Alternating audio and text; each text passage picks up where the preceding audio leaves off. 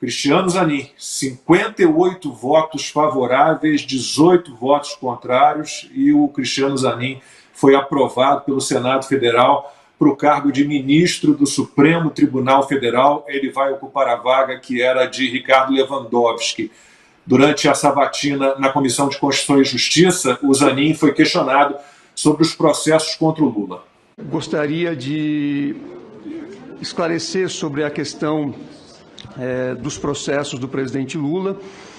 O presidente Lula foi absolvido em diversas instâncias, em diferentes juízos e até no Supremo Tribunal Federal. E também no Supremo Tribunal Federal foram anulados processos em razão de uma falha estrutural, que era a ausência de um julgamento imparcial, ausência de coleta de elementos e de julgamento por um juiz imparcial. E como eu disse anteriormente, e essa é a minha visão, a Justiça tem como elemento estruturante a imparcialidade, porque se não houver imparcialidade, não haverá um julgamento justo e a própria Justiça corre o risco de perder a sua credibilidade. Ludmila, bom, impessoalidade não interessa, notório saber jurídico também não interessa, e eu não acompanhei essa sabatina toda, mas vi vários trechos e me lembro de uma entrevista recente do Cristiano Zanin acusando o Sérgio Moro de suspeição, porque o Lula só foi condenado em Curitiba, mas ele se esquece que a sentença do Moro ela passou depois pelo TRF4, pelo STJ, dá até para citar o STF, porque o Lula teve vários pedidos feitos pelo Zanin de habeas corpus que foram negados pelo STF. Então essa história de que só o Sérgio Moro condenou porque ele era parcial, bom, e todas as outras instâncias acima, e a pena aumentada, né? Então, que tristeza, Cristiano Zanin como ministro do STF, Ludmila. Então, o Lacombe, como eu sou da área, né, eu acabei sendo obrigada a tomar o Engov antes, o Engov depois, e eu tive que assistir às 8 horas de sabatina e fiz todas essas anotações aqui, até porque eu precisava lecionar a respeito. Então, eu vou tentar aqui fazer um resumão, até para não tomar muito o espaço dos outros comentaristas, com as impressões e com os principais pontos que eu achei dignos de nota sobre essa sabatina. Eu vou ter que falar aqui, assim, vou ter que deixar passar algumas coisas, mas eu vou nas mais interessantes. Logo no início da sabatina, ele assumiu compromissos, tá? Mas durante todas as 8 horas de sabatina, o Zanin, ele não se comprometeu em nada. Se você assistir com muita calma a sabatina, você vai ver que aquilo ali foi um grande rolando lero durante 8 horas. É o tempo inteiro, não, você vai respeitar a Constituição? Claro, vou respeitar a Constituição, mas ora, ele vai dizer que não vai respeitar? Algum candidato a ministro do STF vai dizer que não vai respeitar a Constituição, que não vai respeitar os outros poderes? Ninguém vai dizer isso. Então ele ficava ali apenas circulando naqueles lugares comuns. Nos compromissos que ele chegou já assumindo, né, ele falou o seguinte: não permitirei investidas insurgentes e perturbadoras à solidez da República. Então, a gente pode interpretar essa frase para qualquer lado que for, né? Se eu, Ludmila, estivesse sendo sabatinada e dissesse uma frase dessa, o que todo mundo iria interpretar? A Ludmila não vai, né, permitir que seus colegas, né, usurpem os outros poderes, não vai permitir esse tipo de golpe institucional. Só que partindo da boca do Zanin, essa mesmíssima frase, ela vai ganhar novos contornos. Então, não permitirei investidas insurgentes e perturbadoras à solidez da República. Então, quem que será que o Zanin está achando que está perturbando a solidez da República? Então, essa é uma pergunta. Eu já afirmo aqui que eu acredito que ele não acha que o Alexandre de Moraes, por exemplo, esteja perturbando a solidez da República. Eu acho que está, mas eu acredito que essa não seja a opinião do Zanin. Eu acho que, de repente, o Zanin deve achar, talvez, não sei,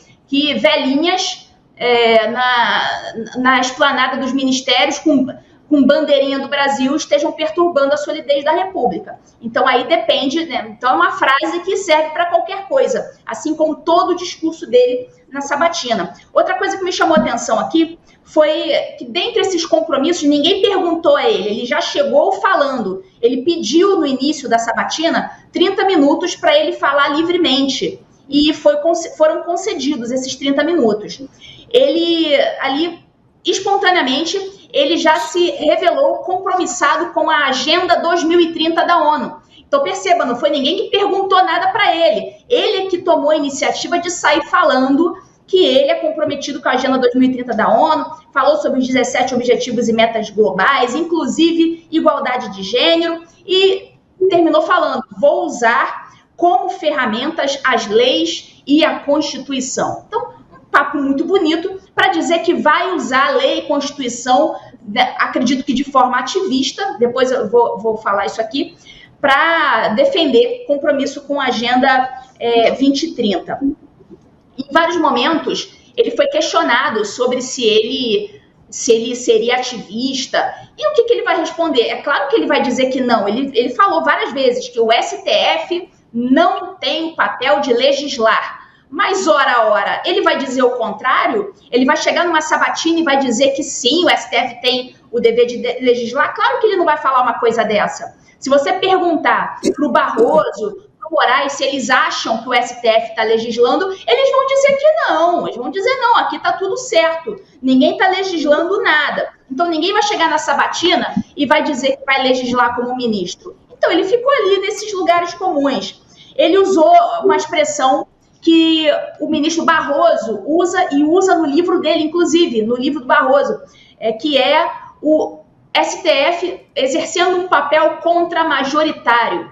Então, só faltou complementar com o iluminista lá do Barroso. Mas esse papo de papel contramajoritário do STF, isso aí é papo de ativista. Isso aí é conversa, inclusive, do ministro Barroso, que botou isso no livro dele, e sempre cita isso como sendo um dos papéis do STF. Outra coisa, o Zanin falou que em todo o processo em que ele atuou como advogado, ele não vai atuar como julgador. Então, isso aí temos agora sim algo um pouco mais objetivo, sem Rolando Lero. Então, resta ao povo brasileiro cobrar para que ele realmente se mantenha dentro disso aqui que ele falou, porque isso aqui é objetivo, isso aqui não demanda interpretações. Processo em que ele figurou como advogado, ou cadastrado no processo como advogado, ele simplesmente não pode julgar. Nunca mais ele pode pegar neste processo na qualidade de julgador. Outra coisa que ele falou, ele foi indagado pelo senador Rogério Carvalho sobre ativismo judicial, e ele falou que o ativismo criativo, ou seja, aquele ativismo que cria leis, que cria normas, esse ativismo não pode ser admitido. Então, vamos ficar aí de olho para saber se ele não vai fazer ativismo criativo, se ele não vai criar normas na qualidade de ministro do STF. Vamos lá, outra coisa aqui que ele falou, ele foi indagado em relação a direito à vida, aborto. A resposta dele foi a seguinte, foi a mais Rolando Lero possível. Direito à vida, claro que eu sou a favor do direito à vida, é uma garantia fundamental. Mas, ora, como é que ele vai dizer o contrário disso? Se a Constituição, lá no artigo 5º, prevê a vida como sendo um direito fundamental, ele não poderia falar nada diferente disso. Vamos ver o que ele vai interpretar em relação a tempo de gravidez, se o STF pode fazer marco temporal de aborto. Isso aí ele não falou. E sempre quando ele era perguntado mais objetivamente sobre esse tipo de coisa, ele respondia, isso aí eu não posso responder não, porque se isso cair nas minhas mãos, eu posso ser enquadrado numa suspeição, eu não posso opinar previamente. Então, ele sempre, quando era, colocavam diante de uma situação em que ele precisava realmente da opinião dele, ele se esquivava dizendo que ele não ia dar opinião, porque ele ia julgar isso futuramente no STF. Outra coisa que ele falou, palavras dele, ele é a favor de disciplinar as redes sociais sem comprometer a liberdade de expressão. Então, já vimos aí que ele é a favor de disciplinar a rede social, vai ter esse papinho aí, né, enfim, de não comprometer a liberdade, mas enfim, aí em relação à absolvição do Lula, ele não respondeu, o Magno Malta perguntou se o Lula foi descondenado, ele não falou que nem que sim, nem que não, muito antes, pelo contrário, ele só falou que em relação a esses processos, ele foi anulado e simples assim, não se comprometeu. Que mais? Basicamente isso, eu poderia ficar aqui muito tempo falando sobre essa sabatina. Ele falou sobre o Fishing Expedition, dizendo que é uma prática que deve ser condenada. Então eu quero ver, Cristiano Zanin, já que ele condenou o Fishing Expedition, né, o que ele vai falar lá em relação a essas perseguições que estão acontecendo, todas com base em pescaria probatória. Vamos ver. Uma outra coisa que muito interessante também foi em relação a Brasil Paralelo. Ele foi questionado a respeito do processo que ele mesmo, Zanin, entrou para censurar o documentário da Brasil Paralelo.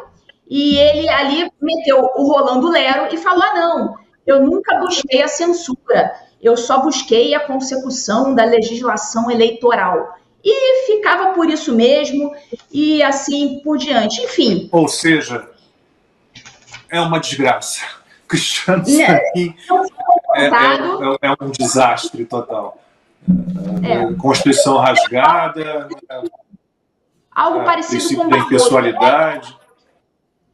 Minha sensação inicial é que não é o Alexandre de Moraes, está mais parecido com o Barroso, mas o tempo é que vai dizer.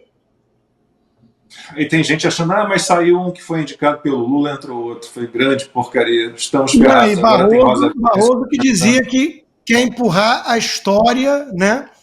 É impressionante isso com o agravante dele ser amigo pessoal, né, do Lula, falando de suspeição. Eu quero aproveitar a nossa audiência e mostrar por falas contundentes, como essa análise agora brilhante que fez a Ludmila, o deputado Gustavo trazendo inúmeros depoimentos de dentro do Congresso para agregar nesse domingo. Você tem que assinar, se tornar um assinante do 4x4. Né? Esse programa tem independência e coragem e precisa do seu apoio. Então tem o QR Code aí, né? Torne-se um membro apoiador do 4x4, porque sem vocês, meus amigos, não dá para manter. Então eu peço aqui essa ajuda, esse apoio, para a gente continuar trazendo esse tipo de análise para vocês.